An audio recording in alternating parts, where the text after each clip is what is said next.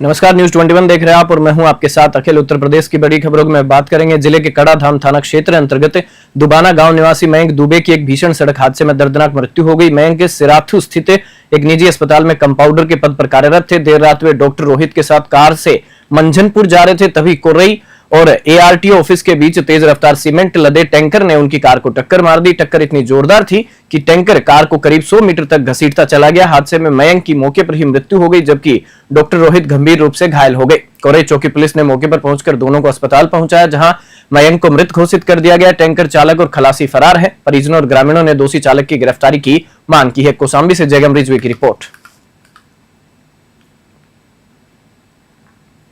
जिले को नया जिलाधिकारी मिल गया है। आईएएस अधिकारी अक्षय त्रिपाठी ने सोमवार को बहराइच से डीएम का कार्यभार संभाल लिया। पूर्व डीएम मोनिका रानी के ट्रांसफर के बाद यह पद खाली चल रहा था। नए डीएम के स्वागत में मुख्य विकास अधिकारी मुकेश चंद्र ने बुके भेंट कर उनका औपचारिक स्वागत किया। पदभार ग्रहण करने के बाद अक्षय त्रिपाठी ने तत्काल जिले के वरिष्ठ अधिकारियों के साथ बैठक कर विकास कार्यों और कानून व्यवस्था की समीक्षा शुरू कर दी। उन्होंने अधिकारियों को निर्देश दिए कि जनहित से जुड़े कार्यों में किसी भी प्रकार की लापरवाही बर्दाश्त नहीं की जाएगी और जनता की शिकायतों का समयबद्ध निस्तारण प्राथमिकता पर होगा। बहराइच से राहुल वर्मा की रिपोर्ट।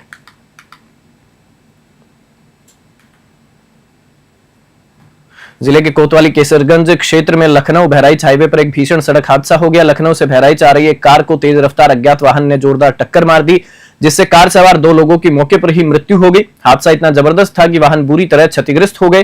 स्थानीय लोगों की सूचना पर मौके पर पहुंची पुलिस ने दोनों शवों को कब्जे में लेकर पोस्टमार्टम के लिए भेज दिया है। फिलहाल अज्ञात वाहन और उसके चालक की तलाश में पुलिस जांच पड़ताल में जुट गई है। हादसे की सूचना मिलते ही मृतक के परिजनों में कोहराम मच गया है। बहराइच से राहुल वर्मा की रिपोर्ट।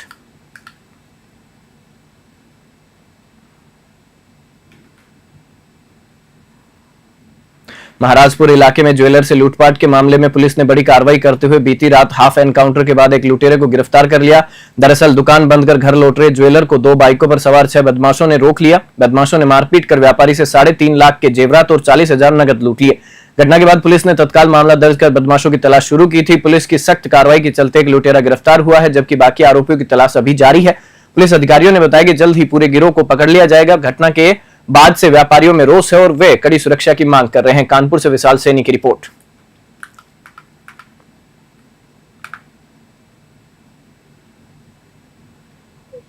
बस मैं यही कहना चाहता हूं कि पुलिस जो है वहां पर नरवल और महाराजपुर की आपस के सीमा विवाद में फंसी हुई थी, लेकिन हमारे इंस्पेक्टर साहब संजय कुमार पांडे जी जो है इसको बड़े चैलेंजिंग रूप में लिया और लेकर के उन्होंने बोला कि कोई करे चाहे ना करे मेरे पे लिख दीजिए, मेरे को दे दीजिए, मैं इसको खुलासा करूंगा इसका। और उन्होंने बहुत त्वरित कार्रवाई किया और मुझे बड़ी खुशी है कि जो है उन्होंने एक आम आदमी के साथ भी जो है बहुत अच्छे तरीके से जो है उन्होंने लगभग कितने लाख की लूट की? लगभग 3.5 लाख की हुई थी। हाँ, उसमें चांदी के सामान सभी लगभग 75% तक माल बरामद हो गया है मेरे पास। सोने वाले 4-5 आइटम हैं जो अभी कुछ मुलजिम फरार हैं, जो नहीं मिले हैं। तो इन लोगों का कहना है कि हो सकता है कि उनके पास हो तो वो पकड़े जाएंगे। देखिए, दिनांक 28 जुलाई 2025 को एक ज्वेलरी ओनर है जिनका नाम अनिल वर्मा है। ये उनकी शॉप टॉस में है। ये जब अपनी शॉप बंद करके वापस अपने घर जा रहे थे, इनका आवास सिटी में पड़ता है, तो रास्ते में 2 बाइक से कुल 6 लोग थे। इनको इंटरसेप्ट किया, इनके साथ लूट की घटना की। क्योंकि 6 लोग थे तो इसमें फिर वो डकैती में कन्वर्ट हो गई। उसमें इनके पास से इनकी स्कूटी, मोबाइल और एक बैग जिसमें जेवरात रखे हुए थे और कुछ कैश रखा हुआ था, वो सारा इनसे जो 6 अभियुक्त थे इनसे लूट करके चले गए वहाँ से। कुछ दूर के बाद जब पुलिस ने छानबीन किया तो इनकी स्कूटी बरामद हो गई थी उसी दिन, लेकिन जो बाकी सामान था वो मिला नहीं। इसमें फिर पुलिस लगी। इसमें महाराजपुर की पुलिस थी, नरवल की थी, हमारी सर्विलांस टीम भी थी और हमने कुछ अपने मुखबिरों को भी एक्टिव किया था। उसमें लगातार सूचनाएं मिलती रही और सीसीटीवी फुटेज भी हमने खंगाले। घटना स्थल से लेकर लास्ट जहां तक उनका मूवमेंट रहा, लगभग 16 किलोमीटर तक सीसीटीवी कैमरे जो कि ऑपरेशन करने में लगाए गए हैं, उससे हमने उनको सर्च किया। और फिर जब मुखबिर की सूचना मिली तो फिर पूरा एक के बाद एक कड़िया जुड़ना स्टार्ट हो तो ये पूरा घटना का नावड़ हुआ। बेलघाट विकासखंड अंतर्गत महुलिया चौराहे पर लंबे समय से हो रही जल भराव की समस्या पर जब ग्राम प्रधान विनोद यादव, ग्रामीणों और मीडिया कर्मियों ने आवाज उठाई तो प्रशासन हरकत में आ गया। न्यूज 21 पर खबर प्रसारित होने के बाद लोक निर्माण विभाग ने तत्काल कार्रवाई करते हुए जल भराव वाले हिस्से पर गिट्टियां डलवाकर राहत पहुंचाई। ग्राम प्रधान विनोद यादव और क्षेत्रीय युवाओं द्वारा मीडिया के माध्यम से उठाए गए इस मुद्दे का अब जमीनी असर दिख रहा है। स्थानीय लोगों ने विभागीय कदम पर संतोष जताया, लेकिन साथ ही स्थायी समाधान की मांग करते हुए कहा कि जब तक चौराहे पर जल निकासी की उचित व्यवस्था नहीं होती तब तक समस्या पूरी तरह खत्म नहीं होगी। गोरखपुर से अनूप सिंह की रिपोर्ट। कानपुर में नगर निगम द्वारा मार्च 2024 में रामा देवी की थोक मंडी को ट्रैफिक जाम से निजात दिलाने के लिए रूमा शिफ्ट किया गया था। शुरुआत में व्यापारियों ने सहयोग करते हुए दुकानें सजाई, लेकिन अब दोबारा रामा देवी पुल के नीचे अवैध रूप से मंडी संचालित होने लगी है। इससे नाराज रूमा मंडी के व्यापारियों ने मंगलवार को सब्जियां सड़क पर फेंककर विरोध जताया। व्यापारियों का आरोप है कि प्रशासन की वादा खिलाफी और मिलीभगत के चलते उन्हें भूखमरी का सामना करना पड़ रहा है। व्यापारी नेता आनंद सिंह ने बताया कि 90% व्यापारी दोबारा रामा देवी लौट चुके हैं और रूमा में दुकानें खाली पड़ी हैं। भाकियू जिला अध्यक्ष रवि सिंह ने प्रशासन पर गंभीर आरोप लगाए हैं। कानपुर नगर से आनंद शर्मा की रिपोर्ट। रूमा मंडी के हालात बहुत खराब है, बहुत खराब मतलब कि रूमा मंडी में कुछ बचा नहीं है। खाली 100 दुकानदार में मुश्किल से 10 दुकानदार यहाँ पे हैं, बाकी सब जो है रामा देवी चले गए हैं। और रामा देवी जाने का कारण है कि वहाँ पे प्रशासन की मिली भगत से आओ यहाँ पे तुम थोक का काम करो, कोई तुम्हें कुछ बोलेगा नहीं, ना कोई रोकेगा। ये सब मिली भगत से चल रहा है। वहाँ पे नए नए आड़ती पैदा हो गए जिन्होंने कभी 1 किलो आलू नहीं बेचा, वो जो है आज वहाँ पे पूरा आड़त का काम कर रहे हैं। स्थिति बहुत खराब है। यहाँ पे किसान आत्महत्या करने को मजबूर है। प्रशासन अगर चाह रहा है किसान आत्महत्या करे, फिर उसके बाद लीपापोती करने में लग जाए तो बात अलग है। अच्छा, अगर सुनवाई नहीं होती तो क्या करेंगे? सुनवाई नहीं होगी तो हम डीएम साहब कल ज्ञापन देंगे। डीएम साहब के बाद हम धरने बैठेंगे। नहीं सुनाई होती है फिर हम मुख्यमंत्री तक जाएंगे। हमारा कहना ये है कि हम लोग 100 आरती जो है रामा देवी में आग चला रहे थे, जो किसानों का माल आता हम लोग बेच रहे थे। वहाँ प्रशासन नगर निगम ने कहा यहाँ की दिक्कत होती है, तो हम लोगों को मंडी उठा कर रूमा शिफ्ट की गई। हमने प्रशासन का बात मानी, प्रशासन के कहने पर हम रूमा मंडी में शिफ्ट हो गए।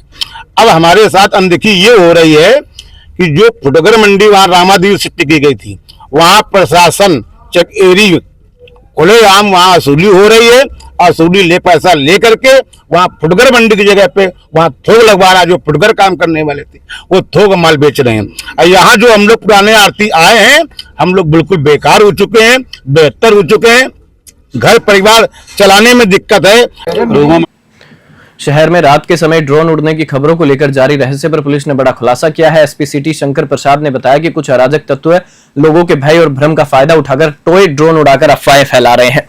कोतवाली देहात पुलिस ने क्षेत्र के ताजपुर गांव से एक टॉय ड्रोन बरामद किया है। पुलिस के अनुसार कई बार ऊंचाई पर उड़ते हवाई जहाज और हेलीकॉप्टर की लाइट को भी लोग ड्रोन समझ लेते हैं, जिससे डर और भ्रम की स्थिति बन जाती है। पूर्व में शासन द्वारा कुछ परीक्षण ड्रोन उड़ाए गए थे, जिसके बाद अचानक ड्रोन देखने के दावे बढ़ गए। पुलिस ने लोगों से अफवाहों पर ध्यान न देने की अपील की है और कहा है कि ऐसी घटनाओं में शामिल अराजक तत्वों के खिलाफ सख्त कार्रवाई की जाएगी। बुलंदशहर से शहरोज खान की रिपोर्ट।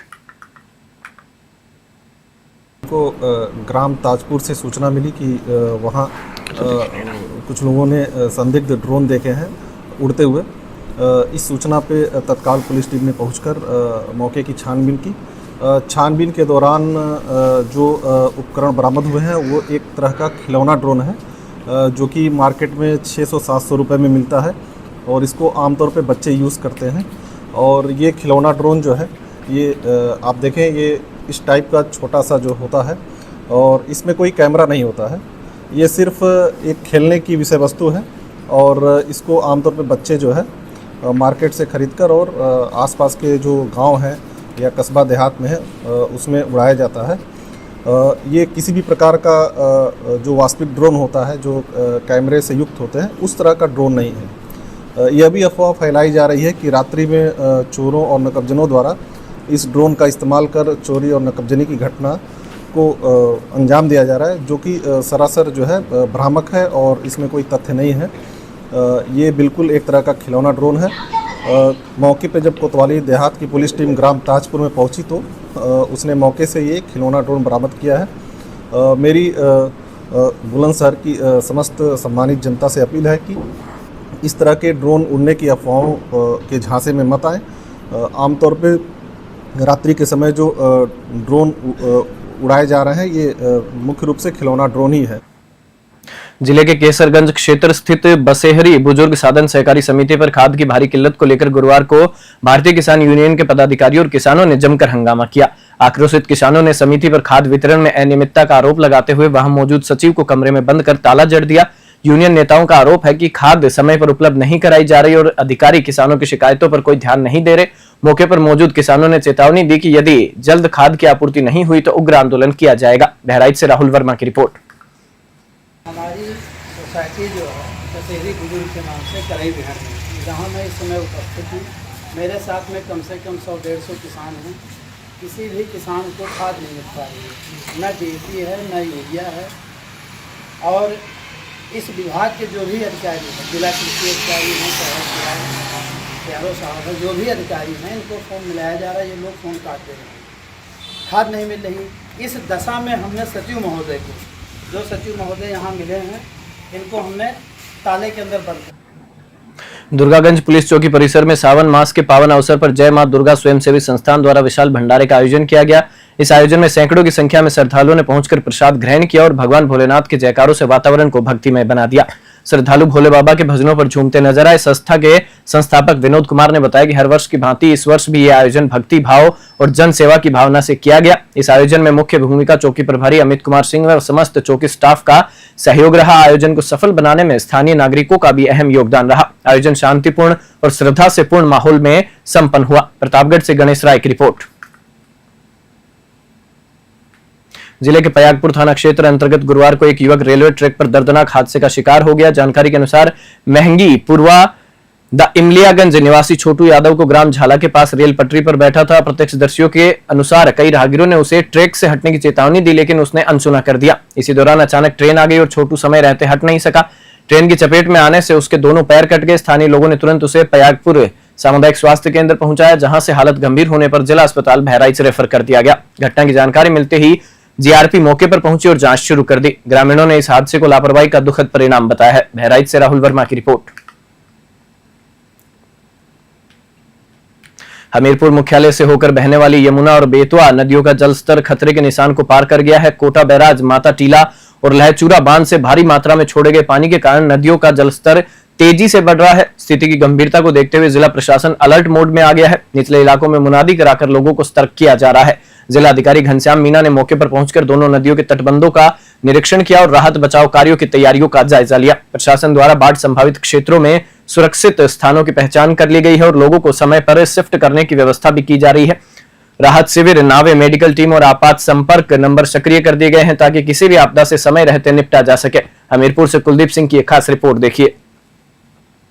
भारत में हो रही लगातार बारिश के चलते जो नदियों में बनाए गए डैम है वो लगातार ओवरफ्लो होते चले जा रहे हैं, जिसको लेकर के जो डैमों का पानी है वो लगातार नदियों में छोड़ा जा रहा है, जिससे जो नदियां हैं नदियां उफान पर हैं। अगर हम बात करें हमीरपुर की, तो हमीरपुर में जो यमुना और बेतवा नदियां हैं दोनों नदियां उफान पर हैं। अगर वर्तमान स्थिति की बात की जाए तो वर्तमान स्थिति में यमुना और बेतवा दोनों नदियाँ खतरे के निशान से ऊपर बह रही हैं।